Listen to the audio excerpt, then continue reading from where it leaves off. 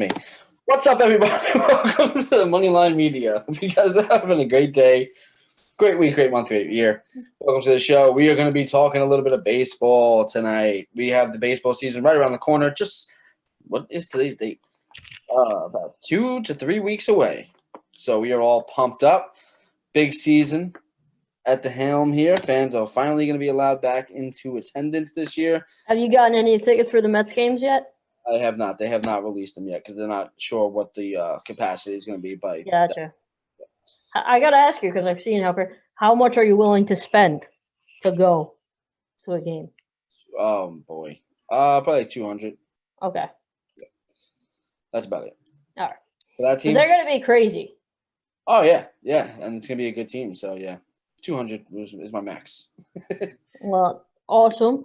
I will be playing the moderator tonight as James gives his expert picks on baseball. Baseball is not one of my specialties. I'm just here as a commentator to help James out. But I'll start with the AL West. Who do we think is winning the AL West for 2021? Astros are favorites at plus 130. Athletics are next at plus 155. Angels are at plus 300. Mariners are at plus 3,000. And Texas Rangers are at plus 7,500. All right. So if you guys have seen our base basketball podcast, we're going to do this kind of the same way. I'm going to rule out two or three teams in the get-go and get us down to bare value. What I'm going to do here, I'm going to rule out the Rangers. I'm going to rule out the Mariners. And the reason why I'm doing that, not so much because the numbers are so high, but they're not good teams. They don't have enough. Maybe in a couple years, but as of right now, they're rebuilding their franchise. You don't make it to the playoffs when you're rebuilding. Mariners have been rebuilding forever. Since 1995. Since when Ken and yeah, exactly. So, what you have to look at here is the Astros lost a couple pieces this year due to free agency.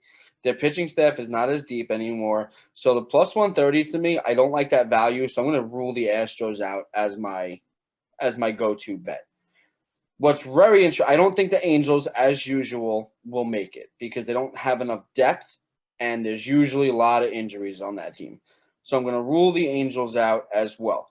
That leaves me with the A's at plus 155. Now, the reason I like this is the A's are always a very good team. They're always a playoff team, whether it be a wild card team or a division winner. However, their team is really, really starting to get stacked. Matt Chapman is a great third baseman. He's coming back off of an injury this year. I think that they have great potential, great pitch. They always have great pitching, great bullpen. So I'm going to take the A's at plus 155 as my best bet for the AL West. 155 plus 155 for them. Right, that's what you have. Plus 155, Yeah. I'm taking them at plus 155 without a doubt. Well, I gotta ask you a question now. Do we think this is going to be one of these races that goes down to the wire? Like in September, are we going to be like, you got to watch this game because it's coming down to the wire on who's going to win? The A's are kind of always like that. Okay. They never really run away with it, but they have, like I said, their general manager, Billy Beane. So the guy, he's one of these guys that kind of started. If you remember the Moneyball movie. Moneyball, yep. So it's always like he gets very quality players. So they're never really star-studded guys that kind of run away with divisions like that. But they all play really well. Like they have really, really good pitching staff. Luzardo is a great rookie that just came up. I think he was born like 97 or something like that. So he's a couple years younger than me. Mike Fiers is going to be the aging veteran over there. Then their bullpen is just stacked. They got a couple guys, veterans with like Sergio Romo, Trevor Rosenthal. So they'll be making their way. It's gonna be a fun team to watch. Absolutely. And another guy you got to really watch out for on this team, Matt Olson. He's their first baseman. He's the first baseman / DH essentially. Gotcha. Great power hitter. Like he walked it off last year on opening day with a grand slam to ruin my over-under. And Matt Chapman, like I said. So and they have depth, and they just traded for Elvis Andrews, the shortstop from Texas. When they got him, it solidifies that infield. Now you have with Chapman, Olsen, and Elvis Andrews, you really do have good depth in the middle infield there. Gotcha. Pinder is no mess around either at second base. So they really solidified it this year. I think they added a little bit more offense, which is one of the things that they always kind of seem to lack. They're winning a lot of games 2-1, 1-0, 3-2. So they're always kind of just in it, but they find ways to win. And I think that you add Elvis Andrews in there, who hasn't been to the playoffs since 2010. I think he's hungry. You add those hungry veterans, hungry rookies. You got a good squad here. I think the A's are the best value in that division. And Vegas realizes that too because they only have them at plus 155 and ahead of the Angels with who have the best player in baseball. Yeah, but the Angels are never. Absolutely, because they have no pitching. Yeah. All right, next up we got AL Central. We got Chicago White Sox as the overwhelming favorite at minus 125. Twins are plus 140. Indians are plus 750. The Royals are plus 4,000. The Tigers are plus 5,500. Yeah. So again, we're going to rule out some teams here. We're going to rule out the Tigers, but not for long. I like what the Tigers are doing. They're rebuilding in the right way, but they just never seem to get it right. They get it to right like maybe every 10 to 15 years for like 1 or 2 seasons. Gotcha. I'm going to rule out the Tigers. We're going to rule out the Royals because they're a very, very small market team that doesn't really pump money back into that system. So they're going to be there for a while. The Indians I'm going to rule out because they got rid of one of their best pitchers, Carrasco, and they got rid of their best player, Frankie Lindor, and they sent them both to the Mets, and they've seen some pieces walk away. Their bullpen has been weakened. So this is a 2-horse race to me. It comes down to the White Sox and the Twins. And the Twins are an amazing regular season team. They are a terrible playoff team. With that being said, the White Sox are loaded everywhere. They're loaded in the infield, in the outfield, on the pitching staff, in the bullpen. They got a lot of power with Jose Abreu. They have power up and down that lineup. So I'm actually gonna take a favorite here. I'm gonna take the White Sox at minus 125 because I think the Twins are lacking a little bit. Gotcha. In the power department. And we know that 2021 baseball, 2015 baseball started it off essentially with power wins ball games now. Yeah. So, pitching wins the playoffs, but power wins the regular season. The White Sox have more power, plus they have some real good aces on their starting rotation now. So I'm taking the White Sox here at minus 125. Gotcha. All right, next up, we got the AL East, which has been a powerhouse conference.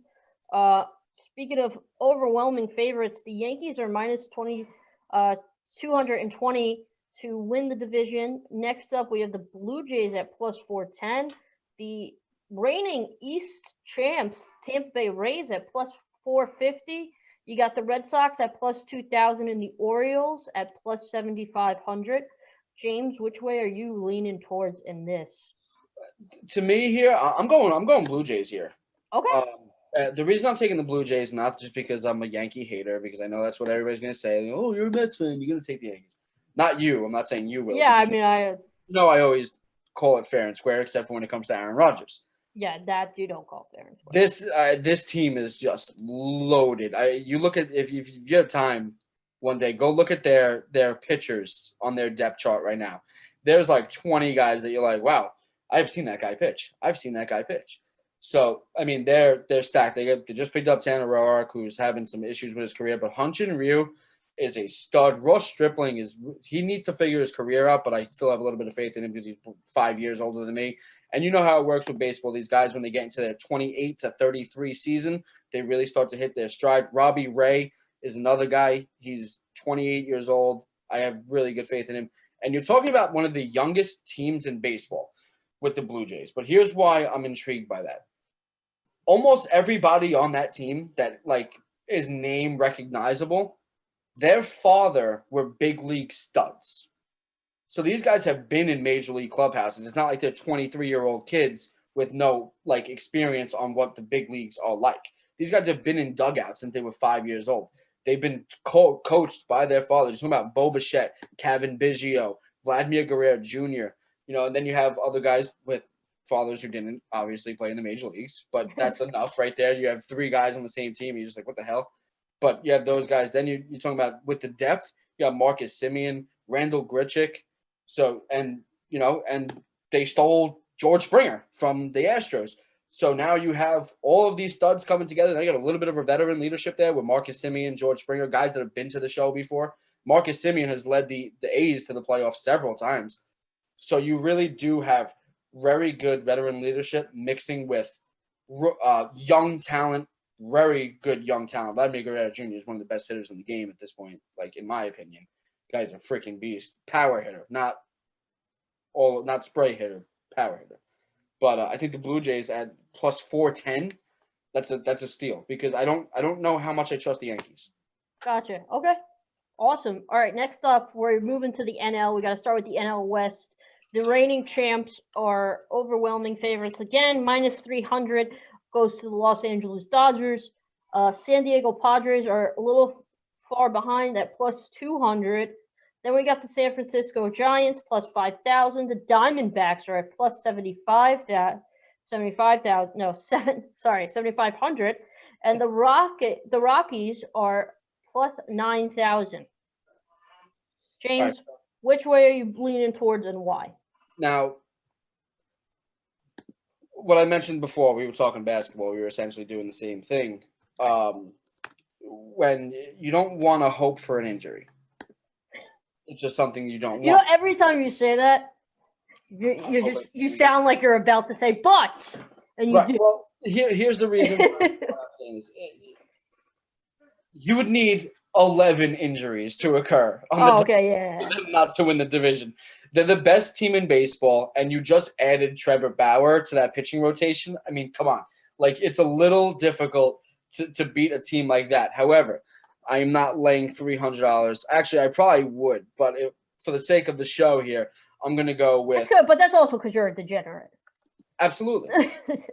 So I'm going to play a little bit of value here. I'm going to put some value on the Padres. The Padres have a lot of young talent. They just locked up their superstar. But from the pitching standpoint, you got a Joe Musgrove, you got Chris Paddock, you got True Pomerantz in the bullpen, Blake Snell, Craig Stammen locking it down. So you do have veteran bullpen people, and bullpen wins ball games. Now, the Dodgers have been struggling with their bullpen the past couple of years. They've overcome it because they have a great offense. But offense does not always carry you through a lot of these games. Now, the Padres did just sign Yu Darvish, who's coming off a freaking career year. So it's really hard to see that happen. And the Padres are bringing up Campusano, the rookie catcher, who's supposedly going to be really good. Jake Cronenworth. They still have Eric Hosmer. You got Manny Machado. You got Fernando Tatis Jr., the guy who, when my daughter goes to college, will still be on the Padres after a ridiculous 14-year contract signing.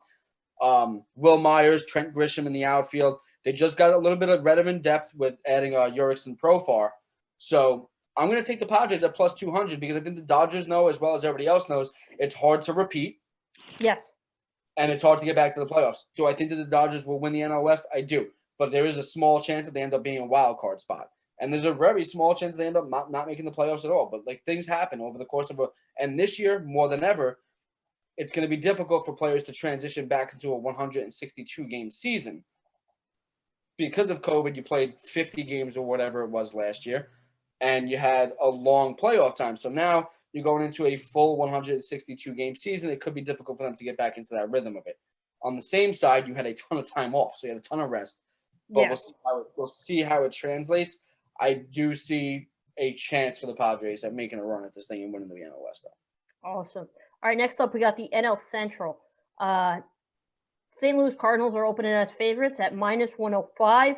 Reds are plus 330. Milwaukee Brewers plus 340. Chicago Cubs plus 500, and the Pittsburgh Pirates are at plus 10,000. This group is a lot closer than I feel like the other groups were. James, is this going to be a division to watch out for? This is always a division to watch out for. I mean, it seems like every year we look up and the four teams that are chasing each other in the Central are the Reds, Brewers, Cubs, and Pirates, and then the Cardinals are sitting at the top of the division. Right. They always play the best baseball because they play the most consistent baseball. There's a book, I believe it's a book that they like all the Cardinals players read. It's like not a published book, but it's a book that they read in the like unwritten rules and right. So there's a book that's called The Cardinal Way. Right. And it's you look at guys like Yadier Molina, who is approaching 40 years old, but still was catching 140 games, which is preposterous because most of the time, by the time that you're 30 as a catcher, you start seeing those numbers go from 140 games to 120. Yadier Molina is one of the only catchers to ever go above 155, I believe. So you have a situation where they did re-sign Yadier Molina because you need that veteran leadership. I don't think he's going to be your everyday starter, But regardless, you have Yadier Molina there to lead that team. The Reds are very, very intriguing to me at plus 330. And basically, here's why. You look at up and down their depth chart, and it's exactly what it says in the title. It's a depth chart. You have ball players. On the pitching staff side, Sonny Gray, Luis Castillo, Wade Miley, Jeff Hoffman, veterans. Jeff Hoffman's not a veteran, but I'm talking about the other guys. And then in your bullpen, you have some serious talent and some serious veteran leadership here. Sean Doolittle is the prime example of put me in, I'll get some outs for you. Michael Lorenzen, who played a game after his father died and hit a home run. These are guys that have been through the show. Sal Romano's another one. Their bullpen scares me a little bit. You have some veteran leadership, but you also have some guys in there that are really, really young. You got a lot of 96s, 97s, 98s in there. So you have guys that with no experience. Tucker Barnhart's really coming into himself. Joey Votto, I know his name is very known, but he's a little concerning to me because he's a high on base guy, and last year he didn't get on base as much as he should be. But now you throw in other players that they added, Mike Moustakas, Eugenio Suarez, who to me is an incredible player. And then in the outfield, they just have a lot of not studs, but a lot of guys that have played for a long time. Scott Heineman, Nick Castellanos from Detroit is over there now. So I really like the Reds at plus 330 because I think they gem well together. Now the Cardinals, here's why they're massive favorites. You just added Nolan Arenado. So when you add somebody of Arenado's talent, it can really boost your odds in the thing. But For sure. here's where I get a little concerned. I'm not concerned. Before everybody comes at me, I'm going to shut it down right now. I'm fearful that Nolan Arenado will not produce the same numbers at home that he has in the years past because he's leaving Colorado, a hitters-friendly ballpark. Now, Nolan Arenado is one of those hitters where I don't care if you throw him in the middle of the desert, he's going to hit home runs. But it's a change. Regardless, it's a change. He's playing 81 games now in St. Louis. It is a change from playing 81 games in Colorado. And St. Louis is a pitcher's ballpark. I don't care what anybody says. That is a pitcher's ballpark. It's deep center field, deep left field. Now, they have great pitching. Adam Wainwright, but he's 100 years old. So he's just your veteran. Carlos Martinez, great. Ponce de Leon, great. Their bullpen, trash. Don't even want to talk about it. They do have Andrew Miller, so that helps a lot. But when you only have one big arm in the bullpen, what happens to big arms in the bullpen when they throw a lot of innings? Those big arms bust. We all know that. Now, from the catching standpoint, you do got Yadier Molina. Paul Goldschmidt playing first base. You can't get any better than that. Then you have role players, Todd Edman, Paul DeYoung. Paul DeYoung is pretty good, but that's your role guys. Hunter Bader in center field, really like him. He's coming into his own. But that's what you got. So, and then, of course, Matt Carpenter.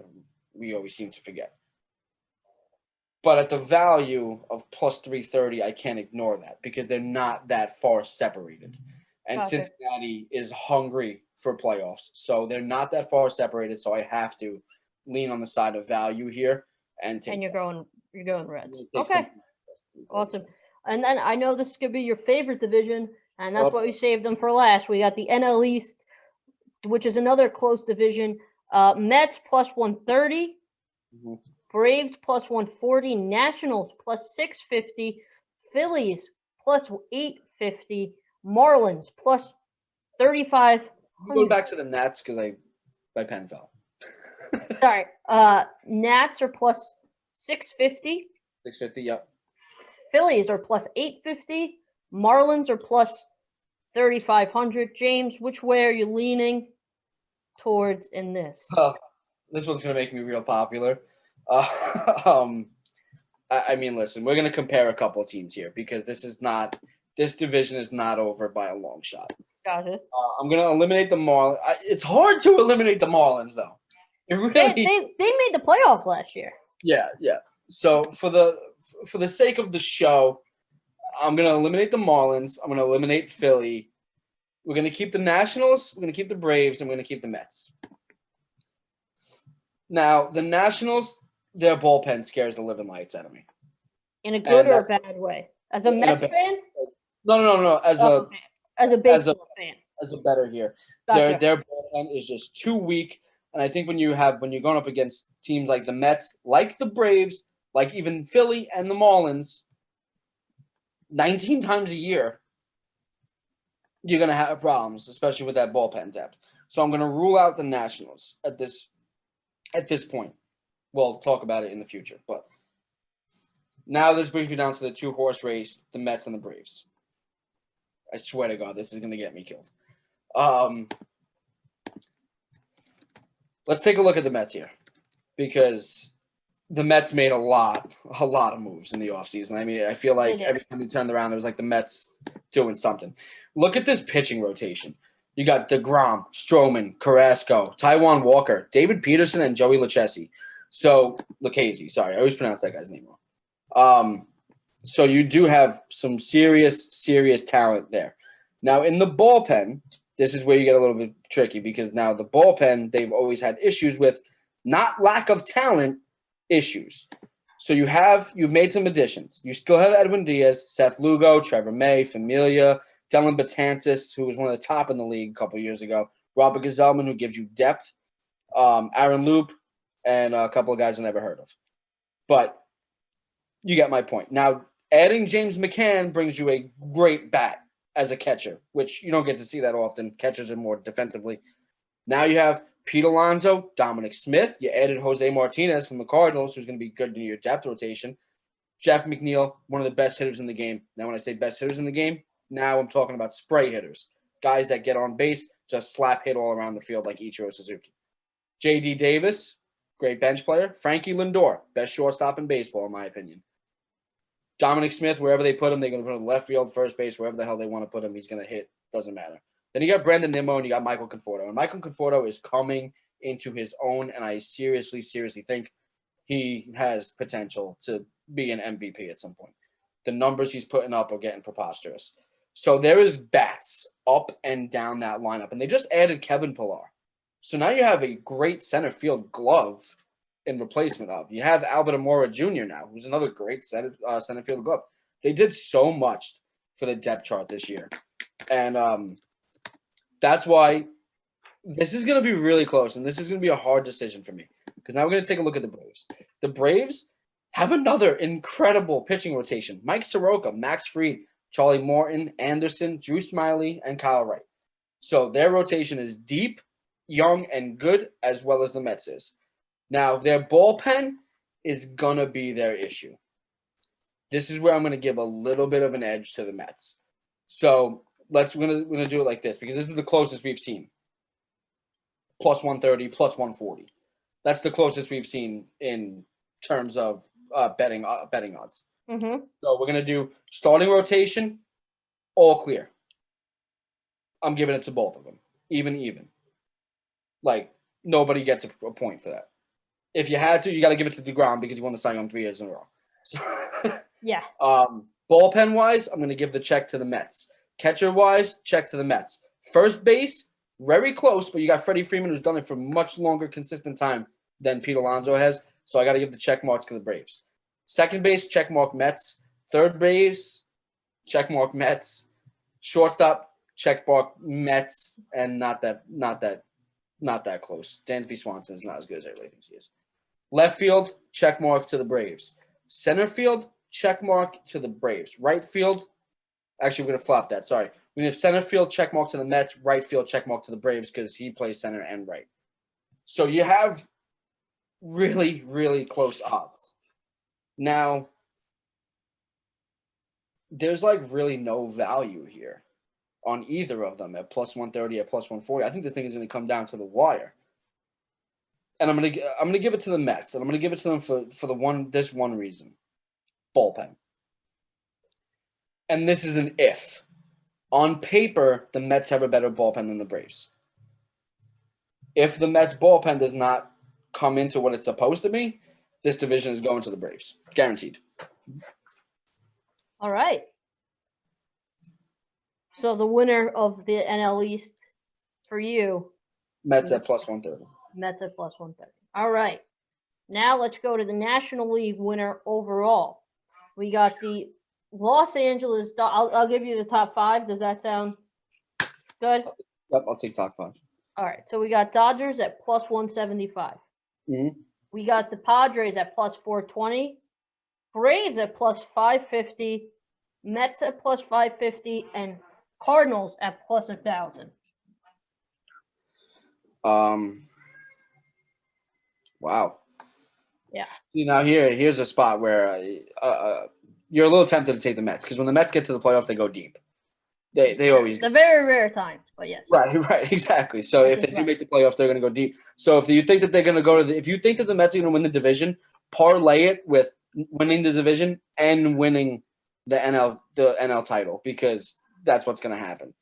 I think the value here is put on the Dodgers at plus 175, but the problem with that is you have to win your division. You have to win the wild card. I'm sorry, the divisional. You have to win the championship series for that to happen. So there's a lot of X factors as you get through this. So I think what's really good value here is the Braves at plus 550. Because they're, like I said, they're right there with the Mets. They're winning the NL East. They're not that far away. Their pitching is good. Their bullpen, shaky. But I think you can kind of solidify things like that around the trade deadline. I think that they'll fix some of those issues, find things in their minor league system, and get things going. I think that plus 550, that's great value for them. And they almost got past the Dodgers this year. So I'm going to give it to the Braves here, plus 550. Awesome. All right, next up, we got the American League winner. I'll give you the top 5. Mm-hmm. New York Yankees at plus 230. Chicago White Sox at plus 370. Minnesota Twins at plus 750. Toronto Blue Jays at plus 900. And Houston Astros at plus 950. Tampa Bay Rays are also at plus 950, though, so I should say that to you.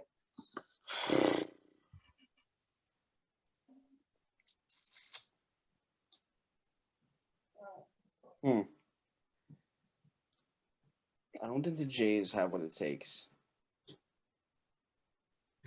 I'm going to give it to I'm going to give it to the White Sox here. Lightning in a bottle. I'm going to say they catch lightning in a bottle when they get to the playoffs. Make a little bit of a run at it.